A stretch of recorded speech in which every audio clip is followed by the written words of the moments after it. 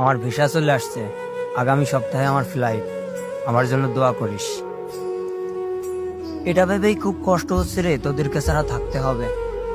মন খারাপ করিস না ভাই। এটা তো আমার আম্মুকেই বোঝাতে পারছি না। আম্মু তো শুধু কান্না করতেছে, কেউ বোঝাইতে পারতেছে না। বন্ধুরে, ইমোশন এমনই হয়। যে আম্মু 1 মিনিট না দেখলে পাগলের মতো খুঁজতো, একটা সময় দেখ যে এতগুলা বছর তার সন্তানকে ছাড়া থাকতে হবে, এমনকি তার মুখটাও দেখতে পারবে না। তাহলে একটু ইমোশন তো হবেই, একটু মন খারাপ তো হবেই, তাই না? আমি কি করব, দেশে থেকে তো কিছু করতে পারতেছি না, এটা ছাড়া তো আরো কোনো উপায় নাই। আর এই সমাজে তো টাকা ছাড়া মানুষের মূল্য নাই। দোয়া করিস যেন প্রতিষ্ঠিত হয়ে দেশে ফিরতে পারি, আবারও যেন একসাথে বসে আড্ডা দিতে পারি। হ্যাঁ বন্ধু, তোর প্রতি সবসময় দোয়া থাকবে। তুই যেন আবারও প্রতিষ্ঠিত হয়ে